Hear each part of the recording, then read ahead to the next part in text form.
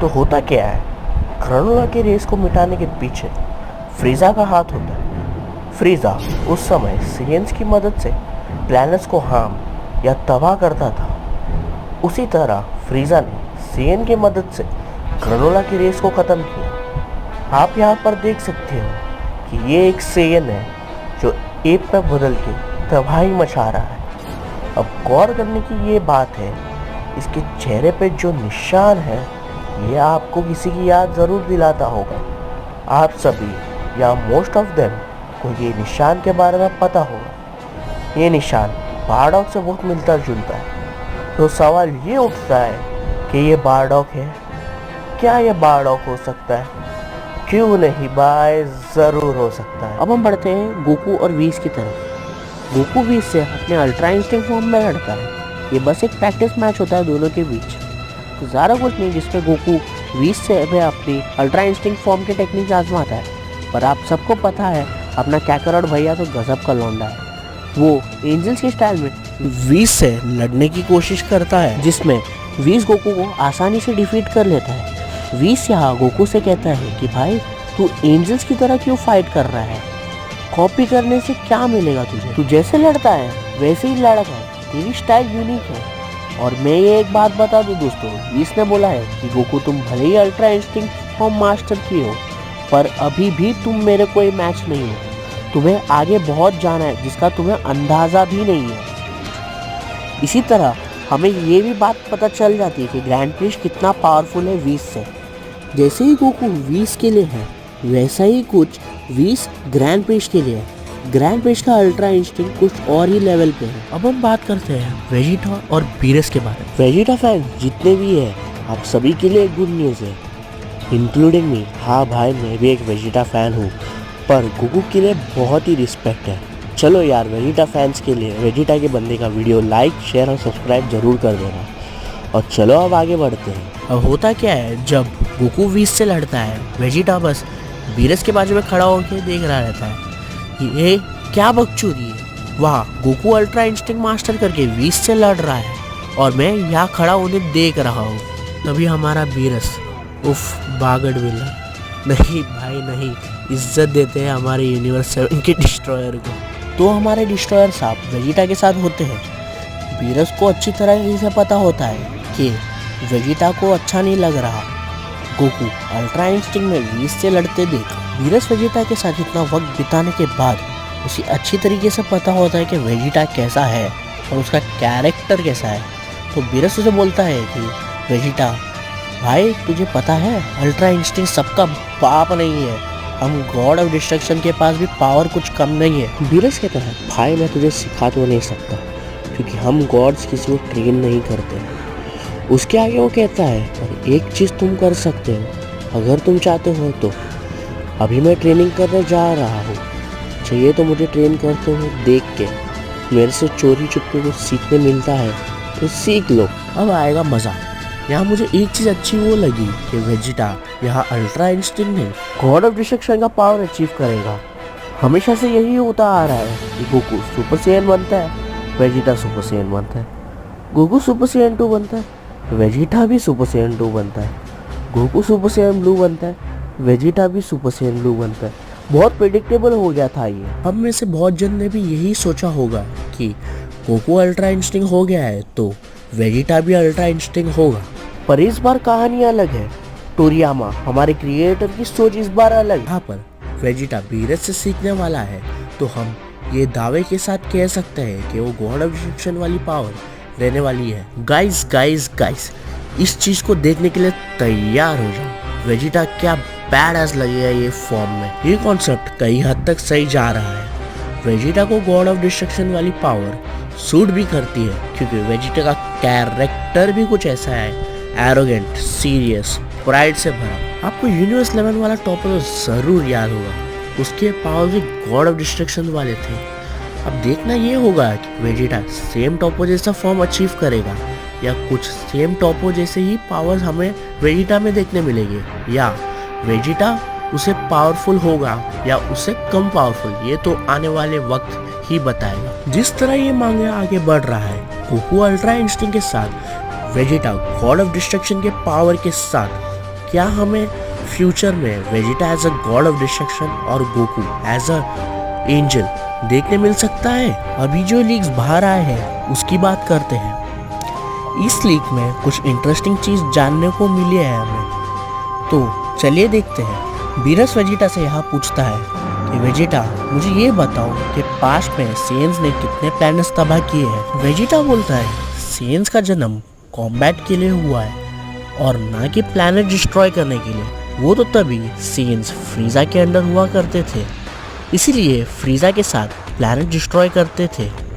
तो बीरस उस पर ये बोलता है कि तुम कहना क्या चाहते हो कि इन सब में फ्रीजा का जिम्मेदार है? वेजिटा बोलता है नहीं, मेरा बाप का उसमें हाथ था, जो कि होता है किंग वेजिटा। वेजिटा उस पर कहता है किंग वेजिटा ने ही सब स्टार्ट किया था अथॉरिटी के लिए, जिसके वजह से पास्ट में सीएंस की बर्बादी हो गई। उसके बाद गाइस ध्यान से सुनना, बीरस को ये सब बातें बेकार लगती है। वेजिटा को कुछ समझ नहीं आता कि बीरस ये सब क्यों पूछ रहा है और वेजिटा पजल्ड सा हो जाता है, जिसमें बीरस बाद में बोलता है कि वेजिटा मैं तुम्हें गॉड ऑफ डिस्ट्रक्शन की टेक्निक बताने वाला हूँ। वेजिटा बोलता है पर इस चीज़ का सेंस के पास से क्या रिलेशन है? वेजिटा बड़े ही क्यूरियसली पूछता है, जिसमें बीरस बोलता है बेड़ा बहुत डीप रिलेशन। ये चीज़ें लीक्स में बाहर आई है। अब गौर करने की ये बात है कि सीएंस का पास्ट क्या हो सकता है जो बीरस को पता है। ये तो अब श्योर हो गया कि हमें सीएंस के पास्ट के बारे में आगे बहुत जानने को मिलेगा और वो कुछ मज़ेदार होने वाला है। आपको क्या लगता है दोस्तों, क्या हो सकता है? चाहिए तो हमारे कमेंट सेक्शन में कमेंट करके आप बता सकते हो। अगर मुझे आपकी स्टोरी कमेंट सेक्शन पे सेंसिबल लगी और रिलेटेड लगी तो मैं वादा करता हूँ दोस्तों, मैं उस पर एक स्पेसिफिक पर्सन का नाम वीडियो में लेके उसकी स्टोरी हमारे ऑडियंस को बता दूंगा। अब बात करते हैं यूनिवर्स 7 स्ट्रॉन्गेस्ट वॉरियर कौन होने वाला है। आप सभी को पता होगा लास्ट मंगा में ओरेकल फिश बोलता है कि strongest warrior in the universe will soon rise up. Ocular fish ने ऐसा बोला है कि मतलब यूनिवर्स 7 में कोई तो सबसे स्ट्रॉन्गेस्ट वॉरियर आने वाला है। एक और बात बता दो दोस्तों, तो इतने समय में कई विलन्स आके गए मोरो वगैरह जैसे, पर कभी ओकुलर फिश ने कभी चेतावनी नहीं दी या कभी कुछ ऐसा कहा। याद है वीस ने क्या कहा था, ओरेकल फिश को नींद ना आए तो फ्यूचर के लिए बुरा हो सकता है, और उसने ये भी कहा था कि ये सब चीजें नहीं भी हो सकती है। तो हम इस डिबेट पे पढ़ते हैं कि कौन होगा वो जो यूनिवर्स 7 सबसे स्ट्रॉन्गेस्ट वॉरियर होगा। क्या वो गोकू होगा,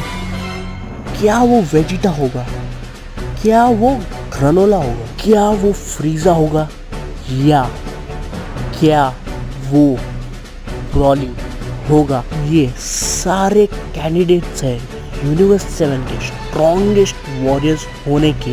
गोकू की सबसे पहले बात करते हैं, तो without a doubt Goku universe 7 का अभी का फिलहाल तो स्ट्रॉन्गेस्ट वॉरियर लग रहा है, क्योंकि उसने हाल ही में अल्ट्रा इंस्टिंक्ट फॉर्म मास्टर की है। दूसरी तरफ वेजिटा है जो बीरस से गॉड ऑफ डिस्ट्रक्शन की टेक्निक सीखने वाला है।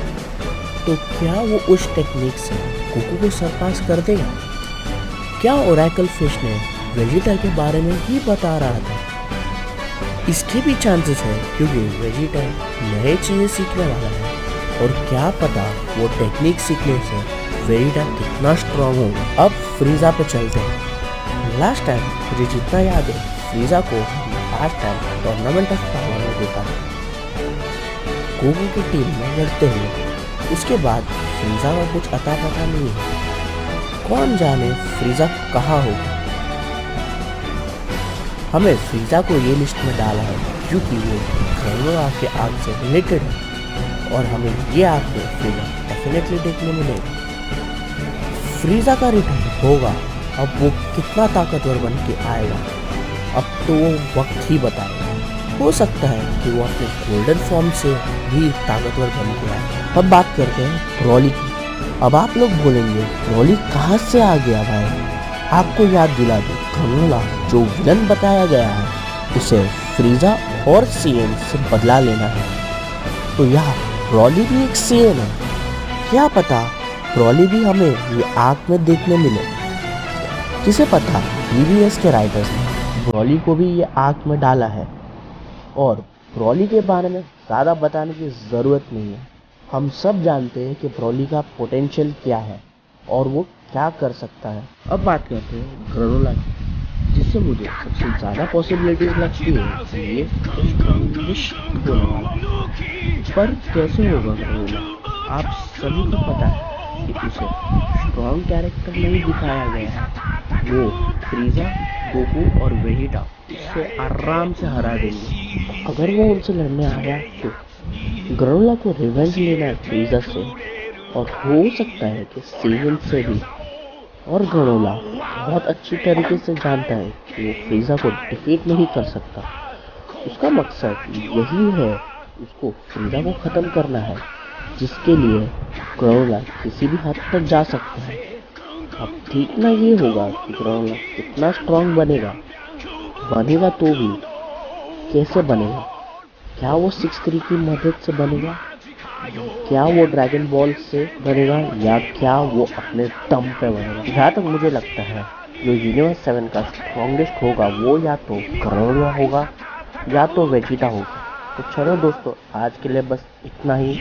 हाँ, और आपको क्या लगता है दोस्तों, कौन हो सकता है यूनिवर्स 7 का स्ट्रॉन्गेस्ट बॉडी? मुझे कमेंट सेक्शन में ज़रूर बताना।